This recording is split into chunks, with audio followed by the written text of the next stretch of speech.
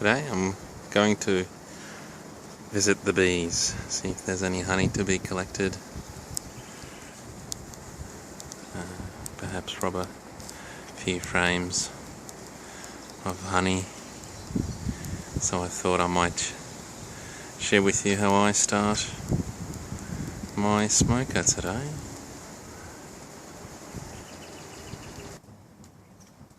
So here are the main ingredients you're going to need, or bits and pieces to start your smoker. Smoker, of course, lighter, ideally with a long neck. They're quite handy. Some starting paper or fuel. Now this is a tip that came from a fat bee man. Just a few pre-cut bits of cardboard, which I'll show you, but you basically essentially you create a circle which you feed around the edge of the smoker itself, and it contains the fire really well, and the smoldering is far more efficient, and I guess it protects the smoker as well. And then you'll just need some fuel, either some hay, straw, or over here I have a bucket full of little chips and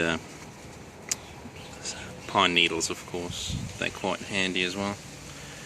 So let's get started. Okay, first and foremost, I would recommend you always tip out what was in the smoker to start off with. If there's anything to salvage, feel free to do so, but I typically just tip all of it into my little fireplace here. And on the bottom of your smoker you would typically have this little plate, which allows for better airflow. So as you blow into the smoker, as you press the bellow, it blows in and keeps the smoldering going. So you put that in there like that. I don't know how well the camera's taking this, but hopefully it's going to be okay. Then you would take that lovely piece of cardboard, pre-cut to size. Always make sure that the cut strip fits towards the bellows, like so, simply because as you're blowing in through this little pipe, which is how that works, when you press the bellows, that blows the air into this little tube and into the actual container, and that's how it sort of looks on the inside. So when you blow into it, the cardboard doesn't stop that flow at all. So yeah, that's how I'd start typically. Then you just take some fuel,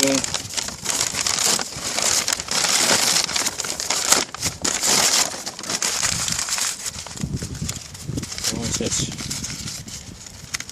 and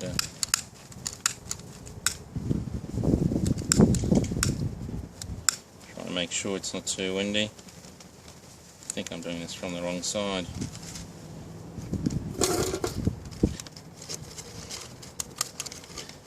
And as it's slowly burning, I would be typically adding some leaves, which will get the fire going really well, and start blowing into the actual bellows to get it going. I don't know how well this is really. Oh, you can see that. Be careful not to get burnt, especially when it really fires up. You can get burned quite a lot, and quite easily too.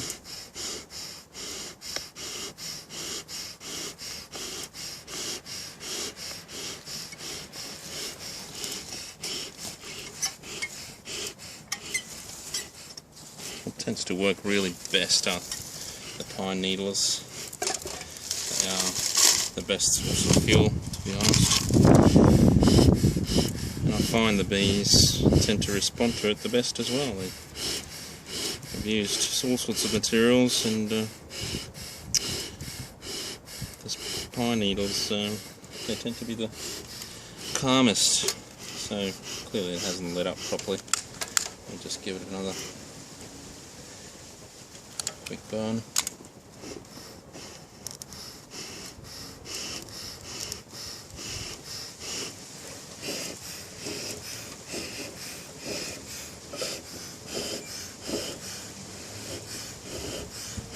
Now in the beginning you would typically make a bit of fire and just use really light burning fuel.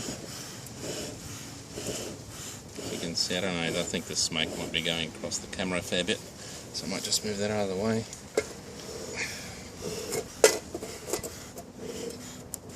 To build up a coals and a bit of a base. See the flames coming up, so it's burning well, so be really careful not to get burnt. And as it's burning like that, I would start adding small chips of wood, or pine needles,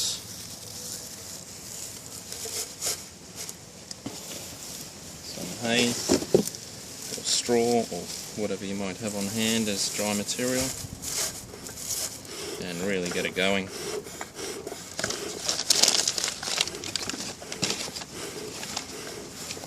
The goal ultimately is to keep it going for hours and hours. Once you have a really nice base, it will go well, it'll smoke well, it'll respond and come back to life within a few puffs. And also you want to have it packed enough to make sure that the bees don't get hot smoke, but cold smoke rather, so that there is, minimal damage. Bees respond to smoke the same as we do. They don't particularly like it. They try to run away from it, of course, but mainly smoke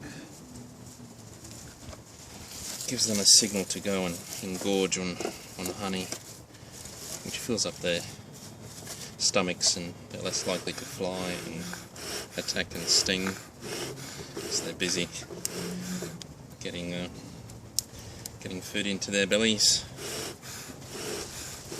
And it seems to work really well.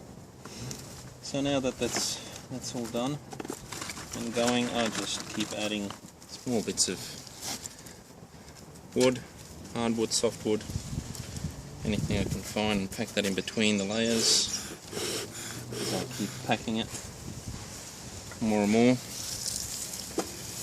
As you can see down the bottom, it's nice and a few puffs and you get a lovely puff of smoke. And that's pretty much all it takes. Now we just really pack it in. That's the trick. You really have to pack it in tightly if you want a long-lasting burn. That really is the key to this. If you don't do that, then halfway through you're going to have the worst time, most inconvenient time. You'll have to go and repack. Now this is what I use in between as well. I get untreated timber, just run it, make good little wood chips and put that in as well. I put that on the top because that's a very fine filter, and that seems to cool the smoke down really well. And this is ultimately what you're after. This would last at least 3-4 hours. Sometimes when I packed it away, we go away for the rest of the day and come back in the evening, and you'll find that it's still actually smouldering away. So that's it. That's how you get your smoker ready. So let's go and use that on the bees.